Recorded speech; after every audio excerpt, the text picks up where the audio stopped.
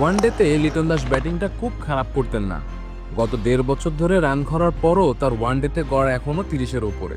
কিন্তু সম্প্রতি লিটন যে বাজে ব্যাটিং করছেন তাতে তাকে বাদ না দিয়ে উপায় ছিল না।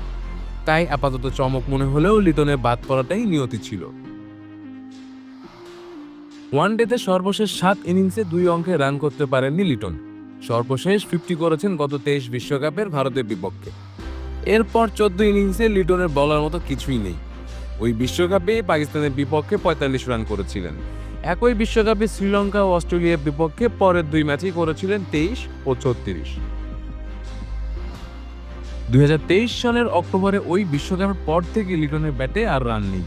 এরপর থেকেই ওয়ানডেতে রান করতে ভুলে গিয়েছেন লিটন। সে বছরের ডিসেম্বরে নিউজিল্যান্ড সফরে 3 ম্যাচে রান 22, 6 ও অপরাজিত 1 অঙ্কে আউট হওয়ার শুরুও তখন থেকেই। তারপরও লিটনের ওপর আস্থা রেখেছিলেন নির্বাচকরা, তবে এর মধ্যেও এক দফা বাদ পড়তে হয়েছিল। গত বছর মার্চে শ্রীলঙ্কার বিপক্ষে চট্টগ্রামে প্রথম 2 ম্যাচে 0 রানে আউট হওয়ার পর তৃতীয় ম্যাচ থেকে বাদ দেওয়া হয় তাকে। ঢাকা প্রিমিয়ার লিগে খেলার জন্য পাঠিয়ে দেওয়া হয় ঢাকায়। গত ডিসেম্বরে ওয়েস্ট ইন্ডিজ সফরে বাংলাদেশ টি-20 সিরিজ জিতেছে লিটনের নেতৃত্বে।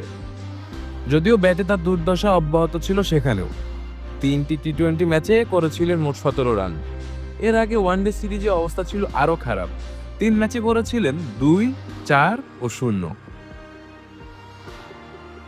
এ অবস্থায় লিটনকে বাদ দেওয়ার কোনো বিকল্প ছিল না। তার বদলে ডাক পাওয়া পারভেজ হোসেন ইমনের এখনও অবশ্য ওয়ানডে অভিষেক হয়নি। তারপরও সাম্প্রতিক টি-20 ফর্মের কারণেও ইমনের উপর ভরসা রেখেছেন লিপুর দল। এখন দেখা যাক এই বাজিটা কাজে লাগে কিনা। শেখ মেহেদী হাসান, ডি স্পোর্টস।